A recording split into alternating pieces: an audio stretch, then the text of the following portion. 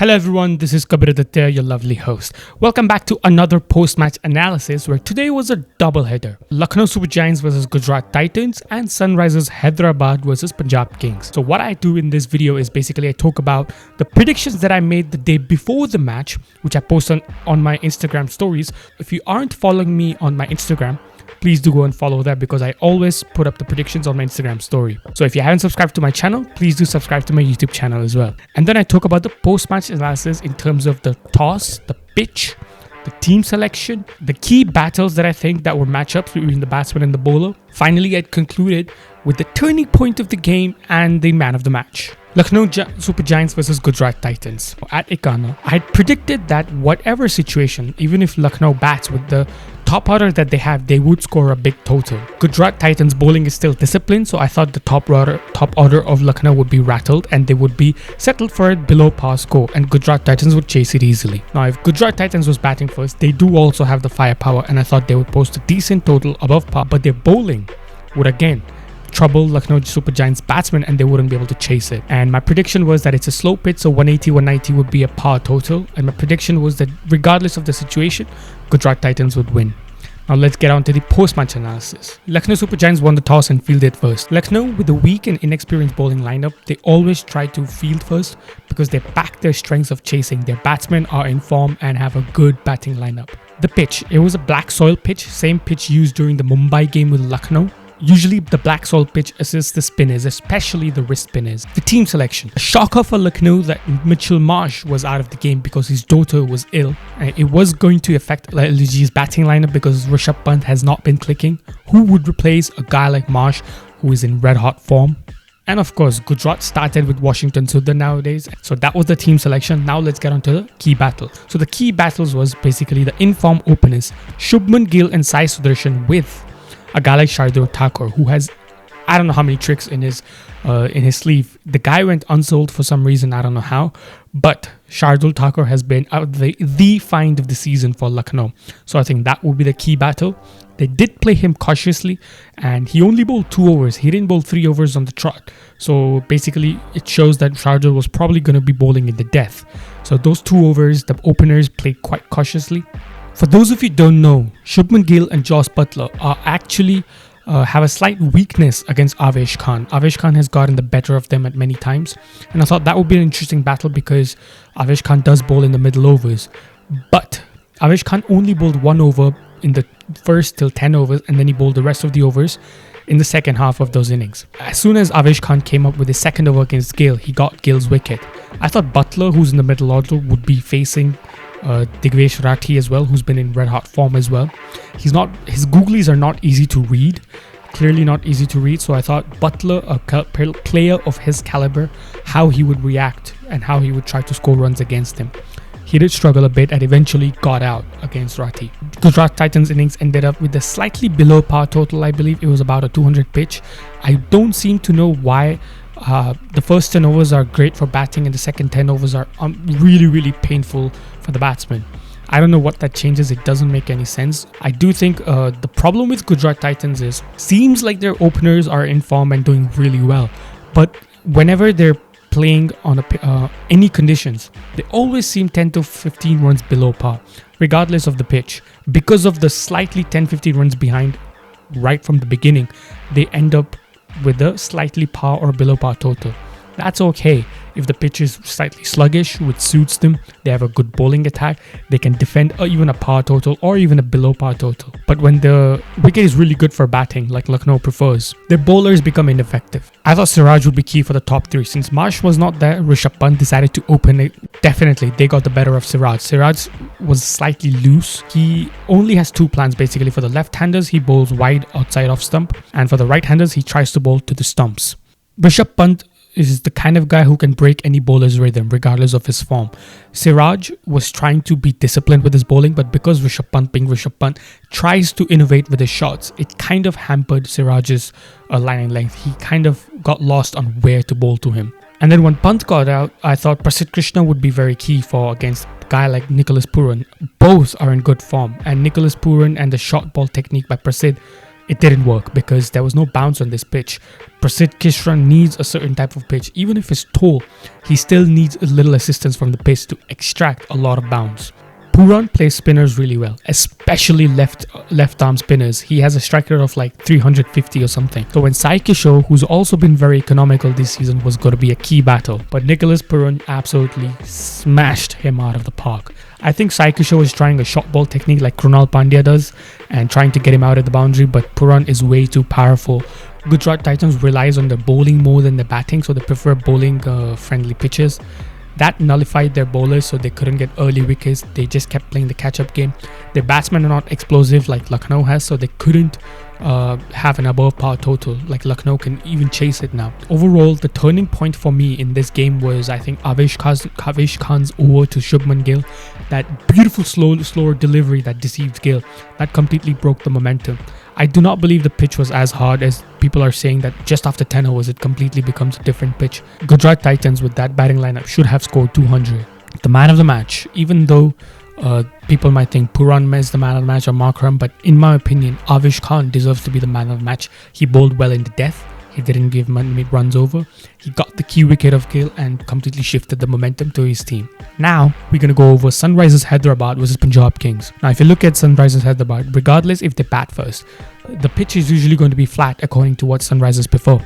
So even if Hyderabad bats first and posts up a big total, I thought Punjab has batting lineup deep enough to be able to chase it. And they have a slightly better bowling attack. And if Punjab was putting up a score, they would have put an above par score. And Sunrisers are not good at chasing, and I thought they would struggle. So eventually, regardless of the toss, I thought Punjab Kings had the upper hand and edge, form as well, a better captain, better players, and I thought they would probably win the game. The score that I predicted was going to be about 200, 220, and again, like I said, Punjab would win. Punjab Kings won the toss and elected to bat first. They knew that Hyderabad is not good at chasing, and Punjab has a deep batting lineup. Like I said, they would want to post an above par total, even if it's a flat deck, and try to defend it. And it was the same pace that was used against Rajasthan Royals, where Sunrisers Hyderabad smashed 287, and even Rajasthan in response, despite being 10 for 2 in power play, ended up smashing about like 240, 250. Nothing for the bowlers, no bounce, no swing, no spin, no seam, nothing. The only thing that could work is your change of pace and the certain line and lengths that you deceive the batsman. And let's get on to the team selections first. I thought Omar Zai should have played as well. I thought Vaishak should definitely been used, but Vaishak didn't even come in the impact. He was in the impact sub, but he wasn't taken. Yash Thakur was preferred. Omar Zai was not even in the squad, in the impact sub, nor in the team. Sunrisers Hyderabad got out a trump card of Ishan Malinga, replacing Kamindu Mendes. Harshal Patel had returned. The key battles: Priyansh, the opener, good form, good technique, would be key against Cummins and Shami, how he plays them, because Cummins and Shami have been decent for Hyderabad in the power play. He kind of pretty much smashed them, I will just say that. Shami went for a lot of runs. And then I thought Shreyas Iyer versus Pat Cummins and the leg spinner Zishan Ansari. He took his time against Zishan and Cummins, but then when he got into rhythm, he went bonkers. He smashed both of them as well. Nehal Vadera and Maxwell, I thought how they play in Zishan Ansari would be key. Maxwell completely flopped. He looked out of sorts. Nehal somehow on this pitch could just not get going. It was a highway of a pitch. He should have scored more runs. I thought it was going to be a par total, to be honest, 245. Especially thanks to Stoinis, who smashed 4 sixes in the last over of Shami. Stoinis also got back into form. Marco Jansen, Arshdeep Singh, Chahal, Maxwell, Stoinis. You have plenty of options, and I thought somehow they would be able to defend it. And eventually you could see that the opening stand went up to 171 runs. I'm not going to even go over the key battles that were there because they absolutely smashed everyone. Travis Head was taking his time. I think he was out of form, but he was still taking his time. But Abhishek Sharma, it's like he just got into rhythm right away. Sure, there were a couple of catches that might have been dropped or there was a no ball, but Abhishek Sharma just went bonkers. There was not a single bowler that could have defended against him, but except, like I said, Punjab took Yash Thakur as an impact sub. They should have taken Vaishak. His wide Yorkers is what saved Punjab's match of 240, defending it against Gujarat Titans. Gujarat had almost also chased it with their batting lineup, but it was Vaishak who made sure they didn't. I don't understand what Punjab Kings were thinking. Chahal is completely out of sorts. So the key problem with Punjab is what I underestimated was, I think I overestimated their bowlers. You expect Hyderabad to bat the way they did today, but Punjab Kings bowler were completely toothless. That's the word, toothless. Arshdeep Singh, you expect a lot more from him, being an international player, champion World Cup team. Couldn't do much. Lockie Ferguson's injury played a part, but still, your key spinner like Chahal, the most expensive spinner of this IPL, is just looking like fish out of the water.